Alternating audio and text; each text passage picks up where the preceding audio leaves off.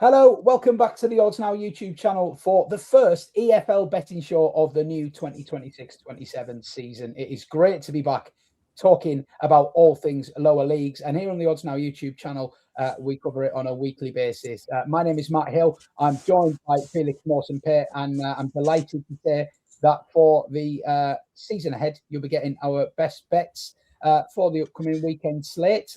We've simplified the format this year. A nap, a next best, and a long shot from across the EFL's three divisions, the Championship, League One and League Two. And we will dive straight into it. So, Felix, it was great to preview, obviously, these three leagues with you. If you haven't already watched that video, I'll put the link above about now.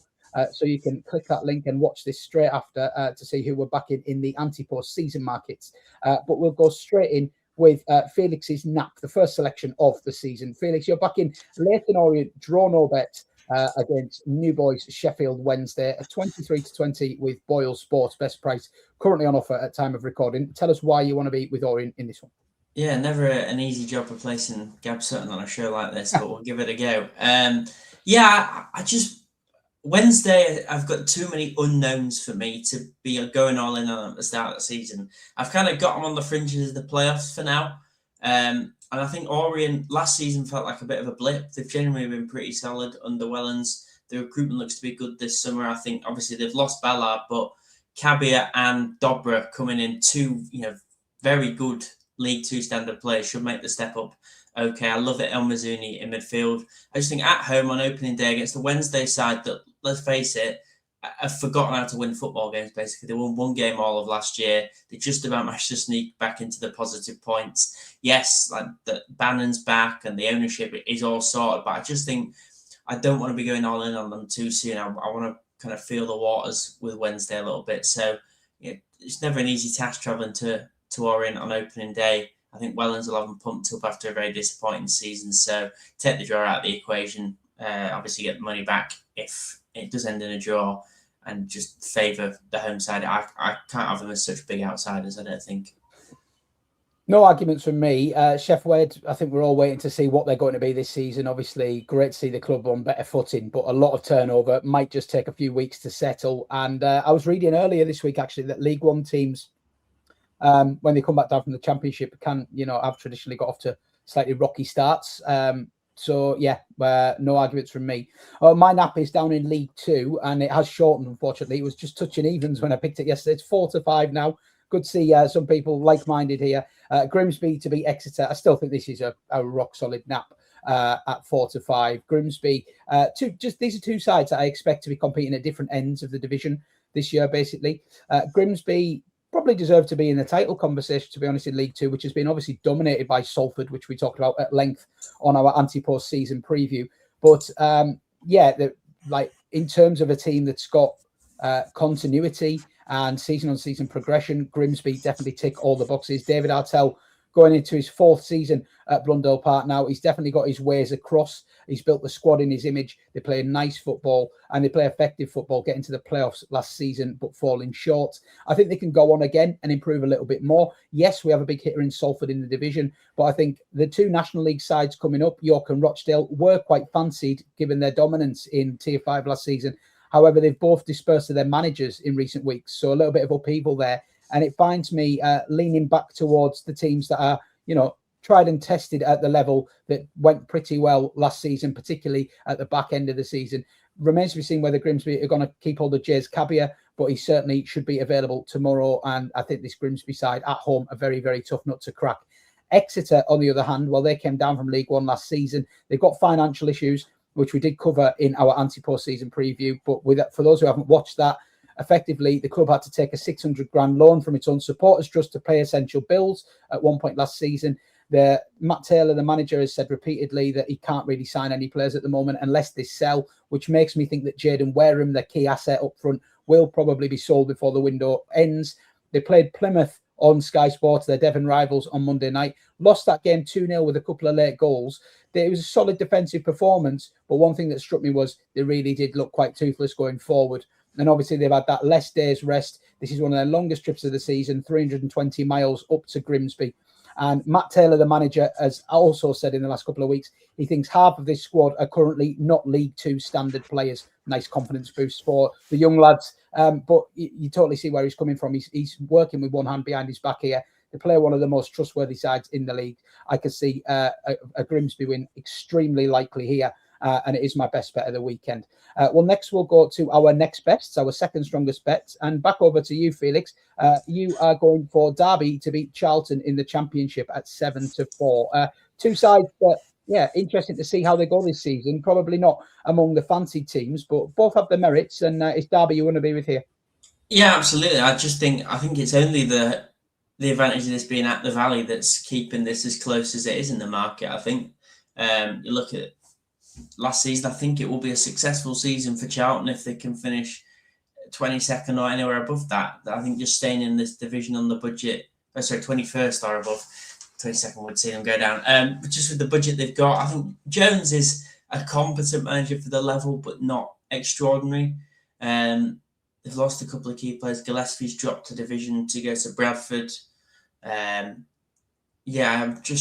not fully sold on them. I think, like I said, they'll do well to stay up. Whereas Derby just missed out on the playoffs last year. They'll be one of the bunch of teams that I think will be hoping to sneak their way in with the expanded 8-team format this year. And like I say, if this was played on a neutral venue, I'd have Derby pretty strong favourites. So to get such a tightness in pricing, I think I've got to take a chance on them just on the straight win actually away here at Cheltenham. Yeah, not a lot between those two sides, I wouldn't say. And you could definitely argue Derby looking slightly better shape, certainly in terms of personnel. So 7-4 for Felix there for his next best. Well, I'm also chancing an away team for my next best. Staying in League Two here, I'm going to go for Bristol Rovers to beat York, just short of 5-2 with Betfred. This is an interesting matchup because Bristol Rovers are actually the second favourites for the title in League Two.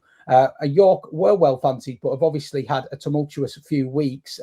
For those who have somehow had their head in the sand and missed this, York won the National League with a phenomenal 100-plus point total last season, beating Rochdale with the last kick of the last day of the season, one of the all-time great finishes.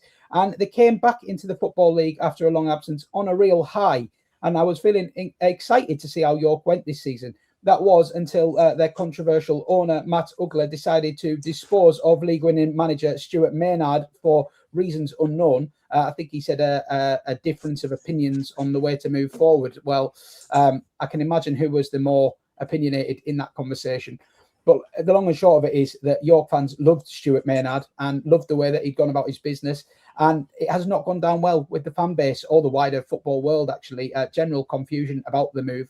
You wondered if they had an ace appointment up their sleeves. They had done this before, obviously, when they brought in Maynard. They sacked Adam Hinchelwood, rather surprisingly. And that one paid off. I'm not so sure this one is going to pay off. They brought in Scott Lindsay, a very different type of character, very self-assured man, but one who's only really had success with Crawley Town and their unusual recruitment approach, which is something else we touched on in our anti-post preview.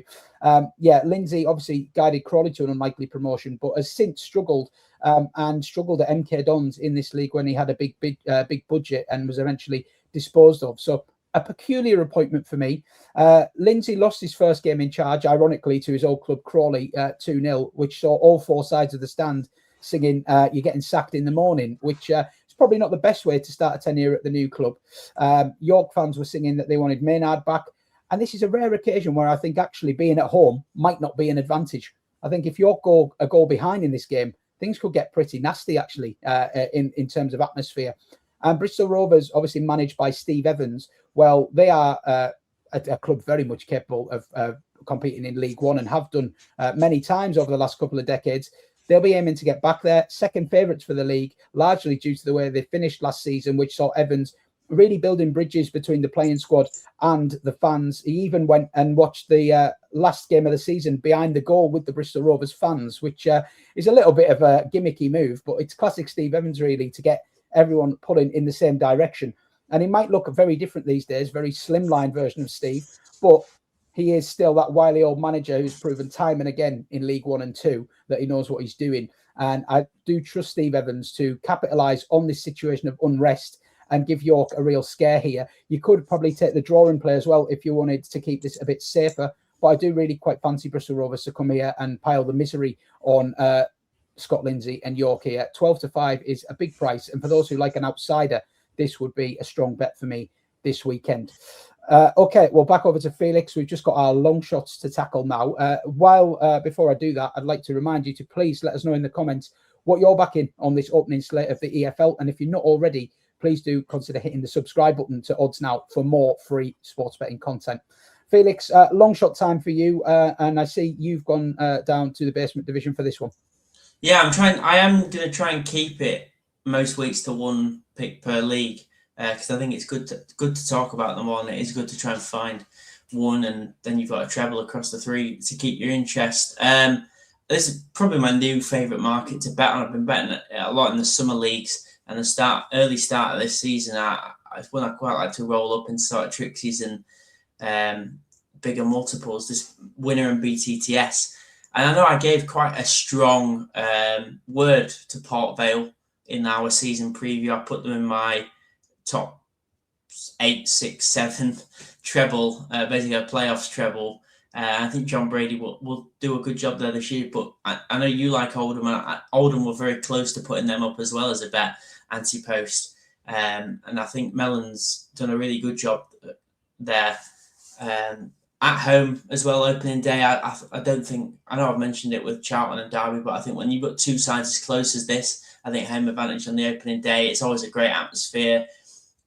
They gave Stoke a decent game in the Cup last time out as well in that early round. I think that's been quite interesting this year, having that League Cup first round on the first Saturday before the season starts. So you get a bit of a feel for quite a lot of teams. And Port Vale showed me very little, granted against a very strong Wolves side, but I think they might take time to get going. As you said, with relegated sides, it can take a bit of time to remember how to win again, to remember how to play well as a team again. Whereas I think Oldham, yeah, they'll be disappointed not to have made the playoffs in that first season back, but they were flying at the end of the season. And if they'd had that form all season, they probably would have gate crashed to top 7. So I think there's plenty of positives for them to take into this new season. And I think they are both sides that can have goals in them. I don't think it'll be a very tight affair. I think they'll both be looking to lay down a marker as two of the promotion 7 or 8 favourites on opening day. So yeah, expect entertainment in the sun in Lancashire, I think, this Saturday, and maybe things will tighten up as the night's drawing. Fantastic. Yeah, so a nice price, 9-2 there for Felix's long shot. And I've also gone for a similar kind of theme with my long shot. I go up to League One here, and it's Leicester to beat Notts County with over 3.5 goals in the match. That is 11-2 with Sky Bet and a few others, actually. This is obviously two teams that were 2 divisions apart just a few months ago. Leicester coming down from the Championship, Notts County coming up via the League Two playoffs. And I do think that ultimately there might be a little bit of a chasm in terms of the squad quality here. We are struggling to get a read on Leicester early in the season. They're the anti-post favourites, largely because of the stature of the club and the financial resource they have. But they did have a rotten time of things in the Championship last year. The relegation was on the cards from a way out, and they eventually fell through that trapdoor. This is 10 years on from the win in the Premier League, so it's been a hell of a fall from grace. But now they're facing Notts County away on their opening day, and Leicester fans are a hardy bunch. They've spent plenty of time in the lower league, so this won't faze them. And like I say, I just think I'm trying to play here on the chasm between the two sides. This Leicester squad, with a little bit more luck, could have stayed in the Championship last season. This Notts County side come through the playoffs in League Two, so definitely could have found themselves operating in League Two this season. And I think one summer is a lot of time for that gap to bridge. Notts County do have the home advantage, and I think they'll want to have a good go at this in front of their own fans. They drew 1-1 with Burnley in the League Cup first round last week, so that was a decent performance, albeit a bit of a backs to the wall performance. But they do have a goal threat. They were League Two's top scorers last season, so I fancy them to find the back of the net. But ultimately, when they're having a go here, I do think because of the chasm in quality, it will open up gaps for Leicester to exploit. And I can see a little bit of a goal fest here. This is a lunchtime kickoff, and I think we might be starting the new League One season with a really entertaining affair here. So I'm going to chance Leicester win with over 3.5 goals, obviously getting the likes of 3-1, 4-1, 3-2, onside at 11-2 with Sky Bet, Paddy Power, and a couple of others as well. And hopefully we'll be able to enjoy the goals flying in Felix. I think they're both early kickoffs as well, so that's a fun lunchtime double. That's a great double, yeah. Fiver returns 3 figures on that. Lovely, lovely start to your weekend.